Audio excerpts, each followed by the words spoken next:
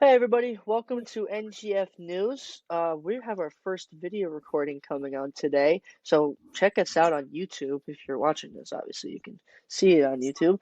But this is our season two, episode two or episode three. Well, two of LGDs, but episode three in the technical terms. And today we're going to be discussing Germany recently supporting African Union's bid to join the G20 and the Wagner Group's uh, coup, and does Putin really have full control over Russia? Yeah. Awesome. These are some fantastic topics to talk about. Just a heads up, I am in a third world country, so the internet connection might not be the best, and our video quality might not be good as well, but we'll make it work. So we're gonna dive straight into the African Union wanting to join the G20. This might not have been in the news often, but the African Union does want to join the G20 and make it the G21. But before we get into the African Union part, just to go over some basic facts about G20, it's an intergovernmental group made of 19 countries and plus the EU, which makes it 20 members of this intergovernmental forum, is what they call it. And in this forum, they talk about major issues like economic, climate change, and sustainable development. And African Union wants a piece of this. They want to be the next EU, and they want to make it G21. Right now, South Africa is the only African country in the G20.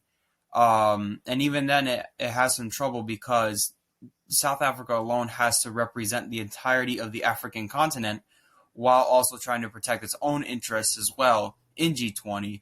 So having the African Union in G20 would make it much easier for the African countries to voice their opinions to discuss the economy and sustainable development.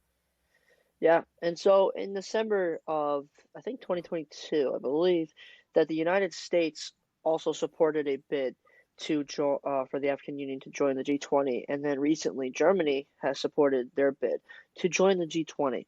And so this is a very big sign from Western powers and all of the world's powers that they really want Africa to join in on the world stage. Africa, as we know, is a very large developing area.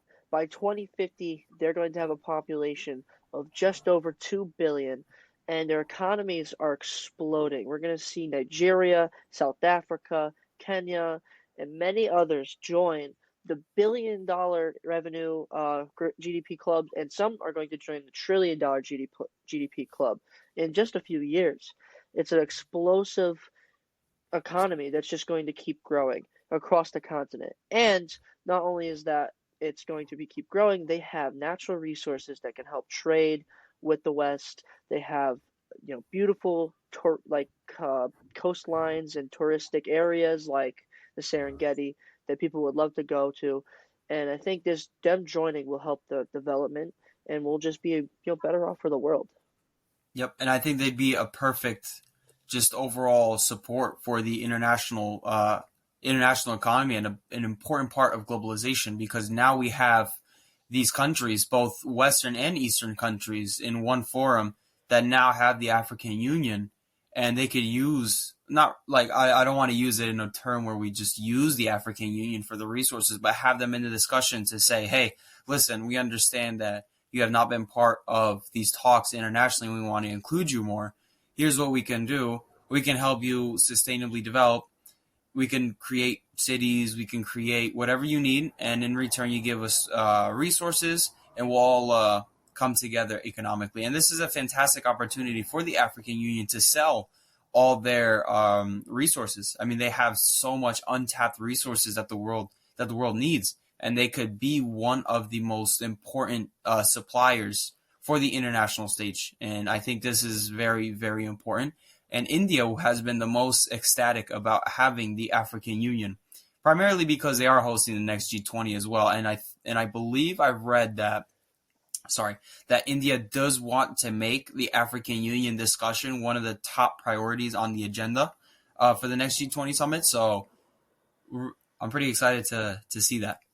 Yeah, that'll be definitely interesting. And for Africa, this is a big leap to the future because they have been obviously for centuries colonized and slaved away.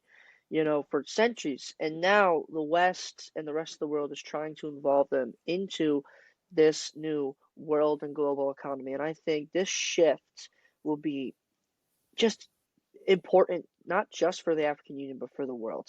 Now, let's get into some of the things that could be like difficult. Now, like some obstacles that might happen with joining the G20.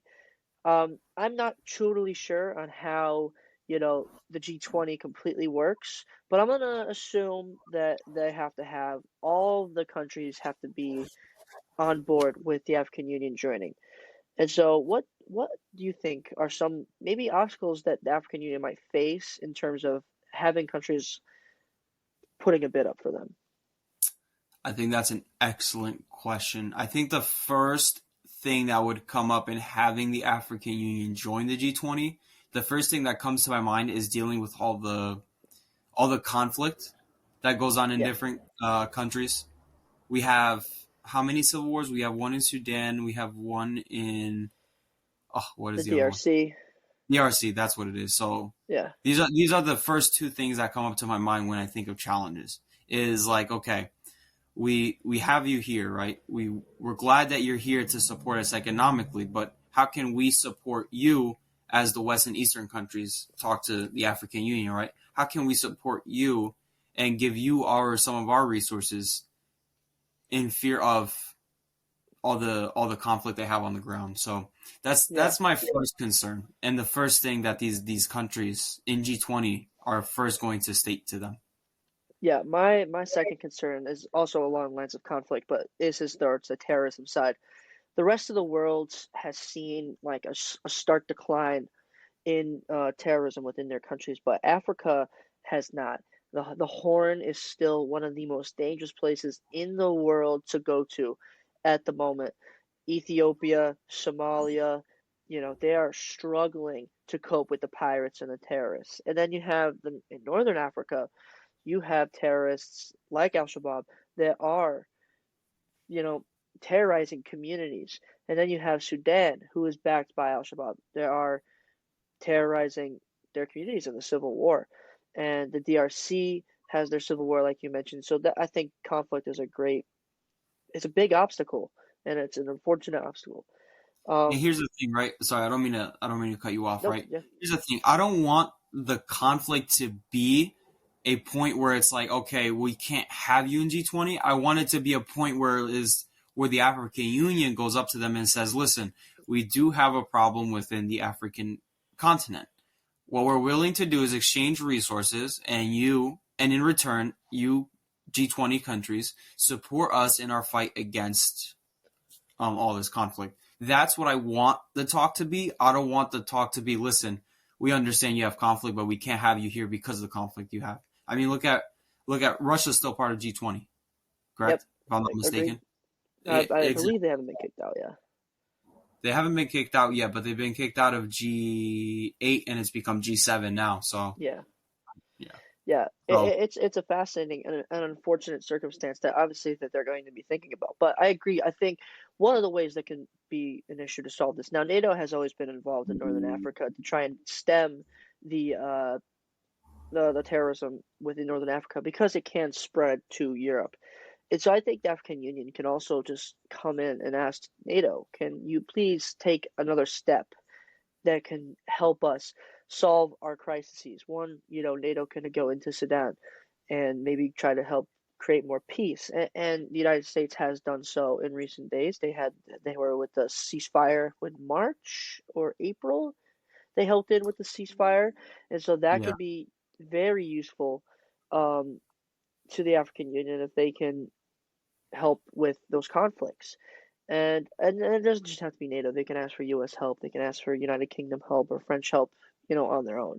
But they do need help in some areas to stop terrorism and these civil wars. Correct. Yeah, Here's my other concern. And I think this is one of my last concerns, right? I only thought of conflict and BRICS, right? And here's the thing with yeah, BRICS. Um, so the Western countries in G20 are going to be like, okay, we understand you want to join, but you have some African Union countries that are looking to join BRICS. I mean, very recently, actually, Ethiopia um, not has not agreed to, but like has formally considered, not formally, formally want to join the BRICS. I think that's a good way to put it. Yeah, Along with a bunch of other African countries like Egypt and South Africa's already in it. So I fear that the West and the East are going to cause a division in G20 with the African Union joining, because it's like, listen, we understand that you want to join BRICS, but how can we work with each other here on the, this is the Western perspective, right? How can we work with yeah, each other here if you're seeking to work more with the East, right? And I hope this is not the case. I hope that the African Union going into G20 and making it G21 would serve as a bridge between the West and the East, rather than creating division and splitting the African Union between support for the West or support for the East, if that makes sense. yeah. No, that makes perfect sense. And one of the biggest things is that the West looks at BRICS as a threat to Western civilization as we know it, to the Western world order. But and obviously they should continue to monitor it. You have the likes of Russia and China in BRICS who have openly stated that they want to, to disrupt Western order. But they shouldn't look at it like that because first off, BRICS doesn't have the power yet. And two, if these countries want to join BRICS, it could change how China and Russia view wanting to take down the West. And if they let them join the G20, then not only are they tied with BRICS, they're tied with the G20. So that automatically ties them with the West, and they're not going to want to break off those ties. Mm-hmm. So they shouldn't have that as like don't join BRICS if you're going to join G20. Just let them do both. They're sovereign states. They have the ability to choose to do both. And then here's the thing. Then if China comes in and says, "Oh, don't you can't join G20 if you're going to join BRICS," that's when you can create the ultimatum. But for like if China doesn't say that, China is part of G20, so just leave them. I And think they BRICS. should just leave him be. Yeah, and BRICS exactly. So just leave So, him be. yep. Yep. We'll see. We'll see how this goes. I hope that in the next G20 summit that we do have this discussion. There's a lot. Even the West is very pro having the AU join, and I think this is very important. And by bridging the gap, I want to go back to talking about bridging the gap. Yeah, What I'm visioning, right, is, let's say there is a sustainable development talk. The African Union is already in there, hypothetically. Let's say, right, it's the G21 now.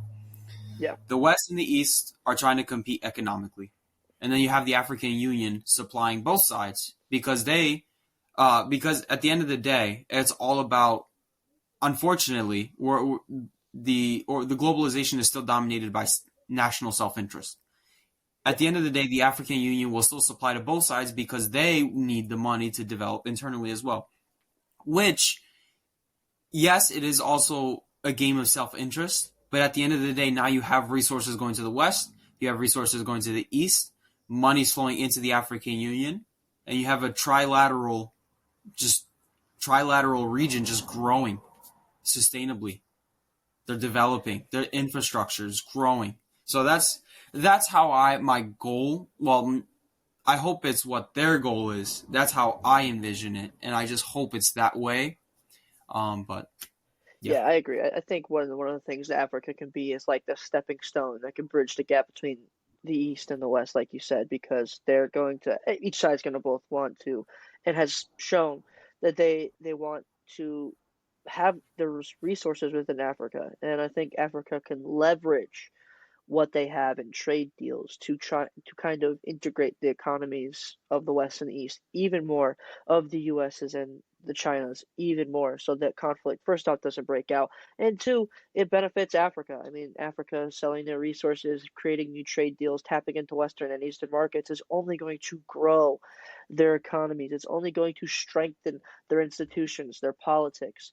And so that is only going to benefit them at the end of the day. And I think Africa can be those leaders right, that bridge that gap, and the Middle East as well. I mean, talk about if those two paired up together. I mean, you have the Arab part of Northern Africa that can bring in the Middle East and create a new massive trade bloc that can bridge the gap between the East and the Western world. Now that you mentioned that, I'm imagining now just the G20 just expanding overall in general and just become a big multinational economic partnership. Yeah, That and it makes that's what I'm envisioning now. Now that you bring up the whole Middle East stuff now, and it's like, wow, it's a fair point. yeah, and it makes you wonder why the UN can't just figure this out. Because I mean, if you look at it, you got the Middle East in there, you have all of Africa, all of Asia, all of the West, basically You have the entire 190, world. the entire world, and they can't figure out how to bridge this gap and create a society that's together.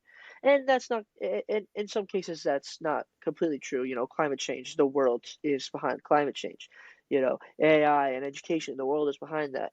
But in terms of economics, I mean, it's West versus East East at the moment. always, always. And so I think the G20 can be that economic bridge, and the Middle East could be the economic bridge in Africa between the West and East. I mean, what the United Nations could do is they could put out a resolution in the General Assembly. It doesn't even have to be a resolution of doing something. It could be affirming something because there's a lot of resolutions that do affirm something. So if they Yeah, affirm that, or the United Nations is pro wanting to see more African involvement in the G20 and or saying like, listen, we want the African Union to be the ones to bridge the economic gap between the West and the East. I think that would be a ticket into making G21 happen. I think that is just like it'll do it. It'll just put a stamp on it and say let's do it. yeah, that it could be. I just hope this happens. I hope that they accept every country in the G20 accepts this bid because the next steps for the world, especially in the hopeful post Russia Ukraine conflict, is going to be economics. And I think that if Africa is able to join the G20, the economies of the world will boom and we'll be able to rebuild the likes of Ukraine much quicker and then have a more integrated society that can hopefully condemn the likes of Russia of being an aggression of being an aggressor, you know, later on down the world. There's something down the line if that happens again because the economies of the world are so integrated post the G20, the African Union joining the G20. Okay. I see. I understand where you're going with this. I was thinking. I was Yeah, like, oh, this is a fantastic point because now we have G21 as the creation of. I mean, it's kind of like modeling what the U.S. and China are economically interdependent. Now, if we do that yeah, on a global scale instead of bilateral, then we might not. I mean, hypothetically, not even hypothetically, but in my opinion, the reason the U.S. and China haven't been at war is because of economics. That is just yeah, my hot take of the day. It's because of economics. As soon as they go to war, the world collapses. Now, what we can do is we can create that sort of economic deterrence the way we have with um, nuclear deterrence or just overall like boots on the ground deterrence. Where if we go to war, there's gonna be destruction, there's gonna be killings, but if we have that economically, where we have economic interdependence, as you were saying, now we're saying, listen, we're going to do this, but if we split off, there's going to be a lot of hungry people and very angry people. yes, yeah, exactly. You know, Russia's not going to want to join Ukraine if the world economy is going, or invade Ukraine if the world economy is going to crumble. One of the No, reasons it almost did. It almost it did. almost did, Just, just it look. almost did, but Yeah. I mean, realistically, Ukraine, unfortunately, is really not as integrated to the world uh, as as like if they went to Poland, if they went into because if you go into Poland, obviously Article 5 is triggered of NATO, and Russia isn't as economically integrated into the rest of the world either. They have their oil business, of course, being supplied to most of Europe, and their wheat being supplied to most of Europe. But like, I mean, when is the last time you heard of a Russian financial institution within the U.S. or within the rest of Europe? You don't really hear about it. So, yeah, or there probably isn't, to be completely honest. So that is the biggest difference. But if you change that, um, that likelihood is going to go down significantly, as we've seen between the U.S. and China. I mean, they're not going to conflict. They know the minute a shot is fired, every stock exchange in the world is going to be completely empty. No more Oh, cash. Yeah, destroyed. They know that, so they're never going to do it. so we'll see when the next in the next G20 summit, and see Yeah, where this African Union talk is going. But if you have nothing else to add, Josh, would yeah. you like to move on to the Wagner Group stuff? Speaking of Russia, the Wagner Group coup, what could have been the destruction of what we know as the East, besides China, of Russia, was not as much as we thought. For about 3 hours on what was it, the 27th of It was 24th. the 24th of Yeah, June, for 24th. about Yep.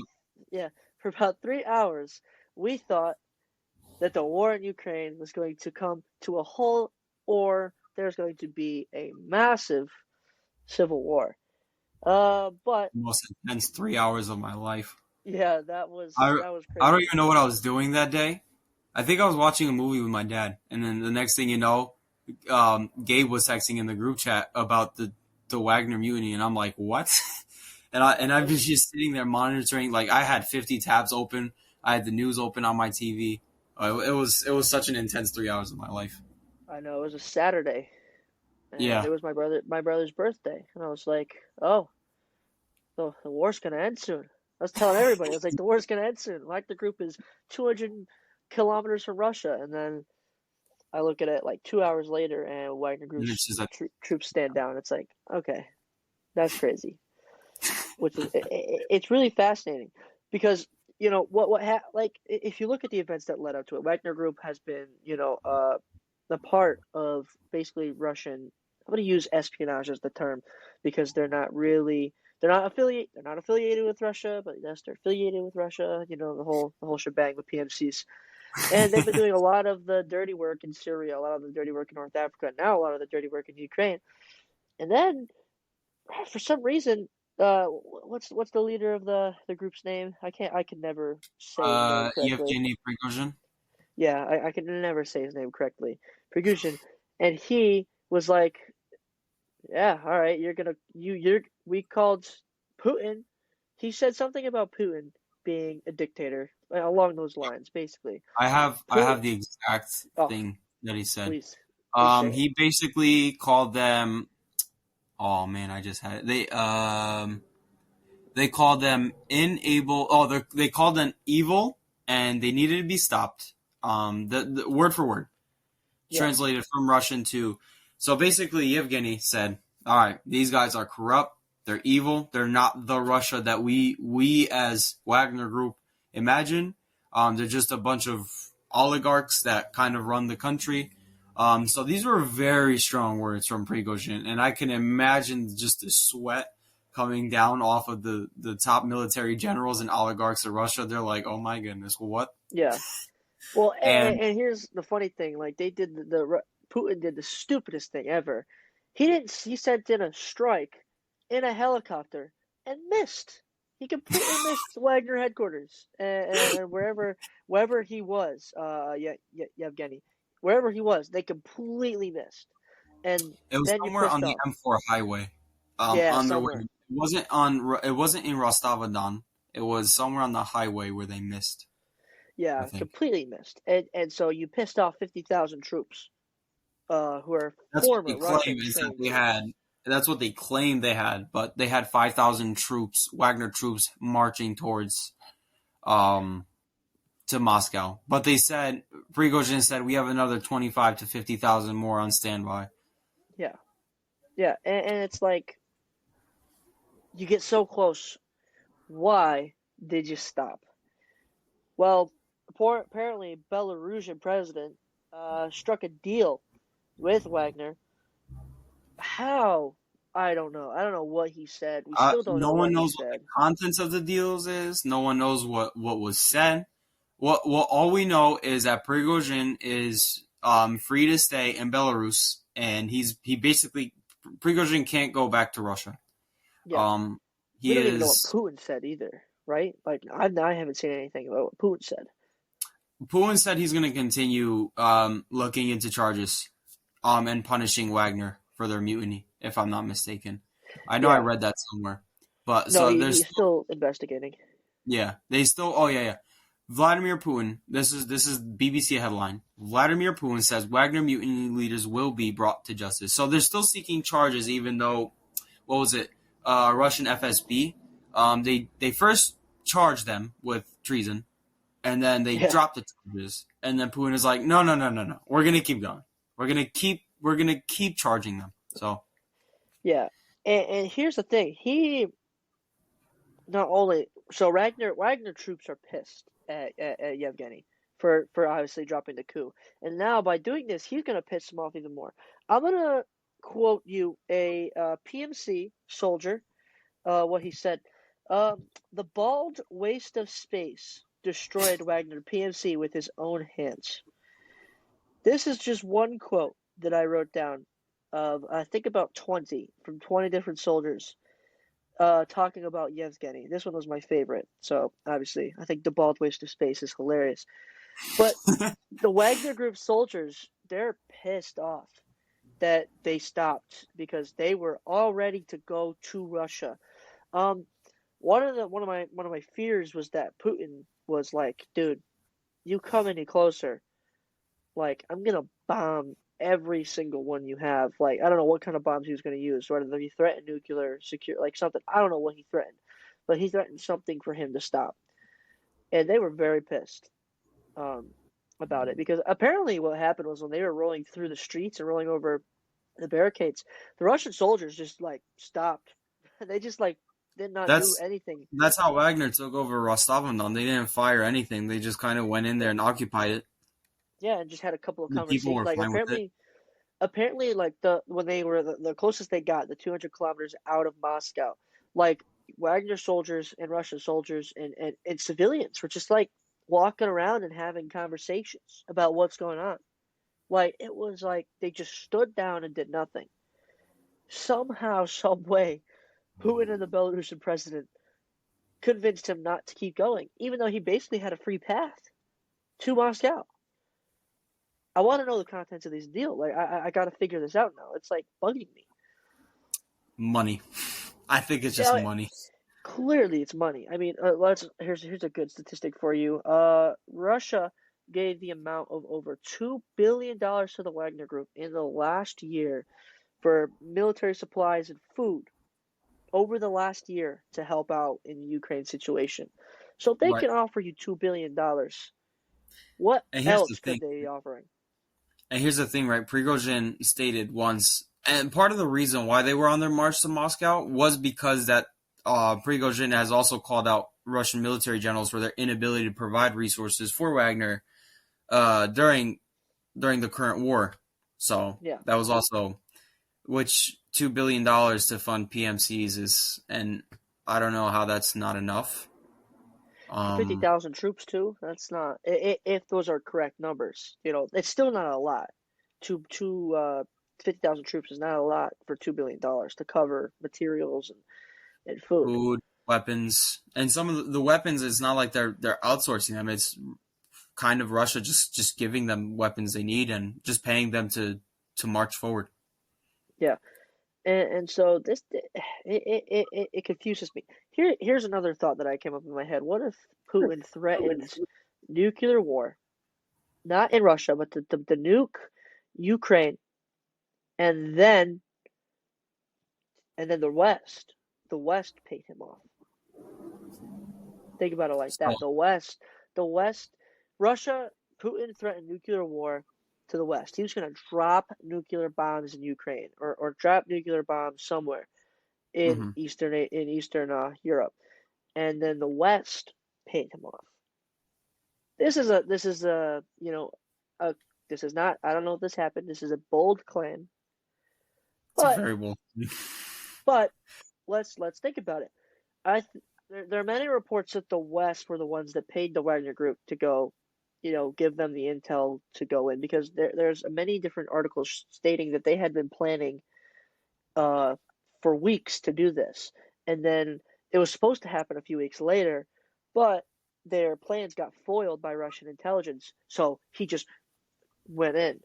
And this Hmm. this was reported all like Reuters, New York Times, like the U.S. government. This is everywhere that they were reporting this, and so it was a premature invasion, or yeah, I'll use the term invasion.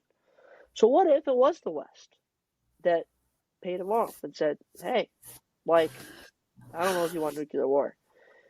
That Bold statement. is that is a bold statement, and I'm not going to rule out the possibility that the West, or I'm just going to say the United States in this case, would probably be the ones to do something like this.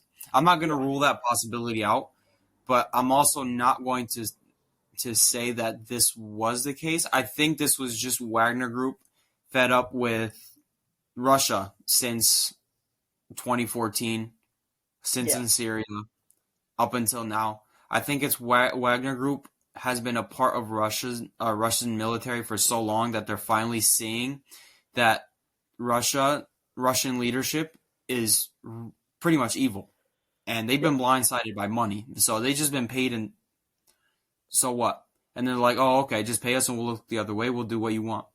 I think this has been this first signs of cracks within leadership, and Wagner Group responding saying, "Listen, this is not it. This is not the Russia we want. We'll fight for the." They're still evil. Wagner is still evil. They will still go into. They still have the same perspectives as Russian leaders, right? But they don't yes, believe in the leaders themselves. They believe they're corrupt, they're evil, and they're not for the people. yeah, Wagner said they're going to storm Moscow for the people, for the motherland they know. Um, so that's what I personally think. What To go back to your thing, I think that had they kept going forward, I think the United States would have stepped in discreetly and would have funded them and turned them from a mercenary group into a rebel group within Russia. yeah. And I think, like what you were saying before, that's the likely case because Wagner Group fed up with Russian, aggression, with all everything that's happened since Crimea in 2014. The fact that they're not getting paid enough, the fact that the Russians are losing the war despite Wagner Group being a part of the war effort, and it makes the most sense that they just wanted to, take their country back. But, what happened with the deal, who knows?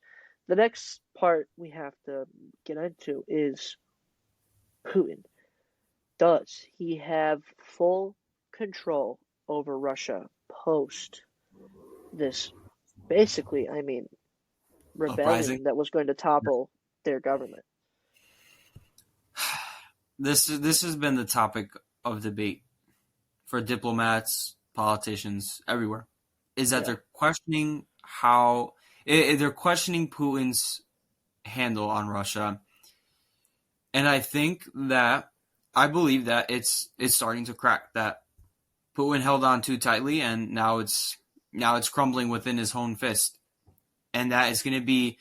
And this kind of ties into what I wanted to talk about after this, right? Which is, will there be another coup or yeah, another sort of rebellion within? And I think that Wagner Group will be like the Wagner incident will be the start of more inner rebellions within Putin's circle, because I think even the people within Putin's inner circle are starting to be fed up with what's going on.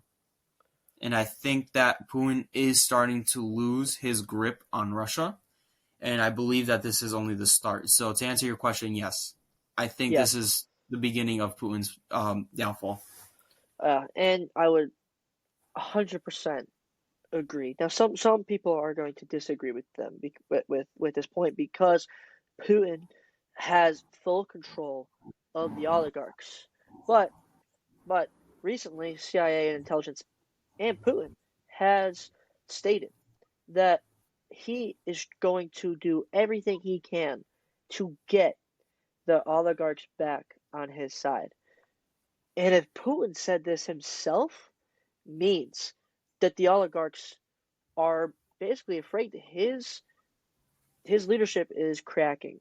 And the fact that a military group could get that close to Moscow, 200 kilometers from the outer city of Moscow, that means that, and the fact that Russian soldiers didn't even attempt to stop, it just means that his power is dwindling.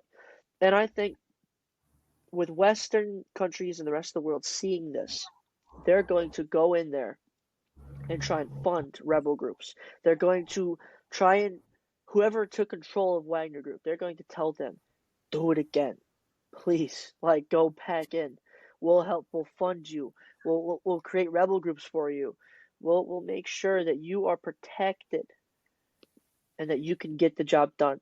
And I think that the people are going to start rebelling. He had the other day, he squashed an entire protest of like, I think it was like 40,000 people in Moscow. Russian soldiers, troops had to squash a protest. So it's the start of a coup and an uprising. And Russia might fall in the next year. So That's my estimate too. Is within the next year, I think. Hopefully, by my estimate has been and will always be by that the war in Ukraine will end by the end of this year. And if yeah, not this year, it's either going to end, and if it doesn't end this year, then it's going to end by Putin falling as a leader. That's the only way. And I think yeah. we're going to see a big what's the word that I want? Inflection point? Inflection? Civil war? Infliction? I don't know. No, there's a specific word. Anyways, but I don't think it's going to be I don't think it's going to be a full-fledged civil war. I think it's just going to be a big just protest, a big movement, large enough where he has his people, his own military, oligarchs, his leadership just saying, listen, we've had enough of this. Too many of us are dying. These sanctions are choking us. I think it's time for you to leave. And I think it's Yeah, going to end in that manner. I think Putin is just going to have to forcefully step down. I don't think it's going to end in a big conflict within Russia. I think that opposition is only brewing, and there's only so much he can silence until the opposition will grow larger than his chokehold on the opposition. yeah, I agree. And the next question begged is like, what is next for the West? What does the West do in this, in my opinion, inevitable downfall of Russia? What does the West do? What does China do to step in and prevent an entire economy from collapsing completely? I think what the West should do is not go in there without China. I think the West should go to China first discreetly and say, listen, we've seen what happened with Wagner. Something is going to happen soon that's going to affect me and you and our regional security. Now, I'm not saying that like we go in there together. I'm saying that like the West and China are going to start a discrete program. Well, this is what I think they should do, right? Is discreetly work on. But see, even then, would China be willingly open to, um, kind of take the charge against Putin? But what Yeah, I think the West should do is talk to China first and come yeah, together and say, listen, look what's happening in Russia, and just hear out what China has to say about the stability of Russia. And if both come to a conclusion that, listen, Russia is going to be unstable, then they should step in and have a discussion with Putin. yeah. Because now you have the There has entirety of the West. You have China, which is, some say are formal allies, some say are informal allies. I'm just going to say ally of Russia in this case. yeah, And they should all just say, listen, this is not it. Like, yeah. I would agree, and I think the West needs to talk to China and create a plan.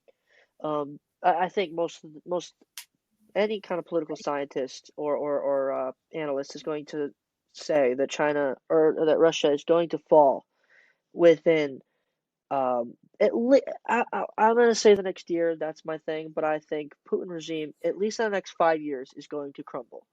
And the West needs to create a step-by-step plan on how they're going to deal with potential uprisings, with coups, with civil wars, with planning elections, uh, you know, you know, revitalizing oligarchs or taking oligarch money. They have to create a plan to make sure that Russia, post Putin's fall, that they can deal with what can happen, all the certain possibilities, planting a leader, restabilizing their economy, restabilizing politics, getting the oligarchs' hands out of their politics so it's not all money-based politics. Yep. That has to be the Western's plan. And I fully agree with that. And I think that will happen. I hope it happens, but Yeah, I hope it happens because we're not really good at that stuff. we are not. Creating No. coming up with plans. Maybe More this of a might be the reactionary. fucking NG20. It could be. It could be. Yeah. I mean, because India has a big stake in Russian oil. Europe has a massive. Their entire economy or their entire energy sector is based on Russian natural gas and oil. So Right. that'll be huge to make sure that Europe isn't destabilized because of the civil war and India. So that could be a big talk for them. Yep. Yeah. So I don't have anything else to add on this. I think we kind of hit everything we wanted to talk about. Yeah, I agree. This is an interesting one. I mean, the it shows two different contrasting sides. With Germany, we want to integrate all economies into our world and make sure that we have a fully society. But then we have what's going on in Russia right now, and what can happen if one of the largest economies in the world collapses and there's a new regime, and how we can change the world post Russia-Ukraine war. Hmm. There's a lot of moving parts in today's worlds that can either advance society or destabilize it. Absolutely. Yeah, Yep. So cool. yeah, Thank you all for listening in onto this week's latest global developments, and we'll catch you in the next episode. yeah.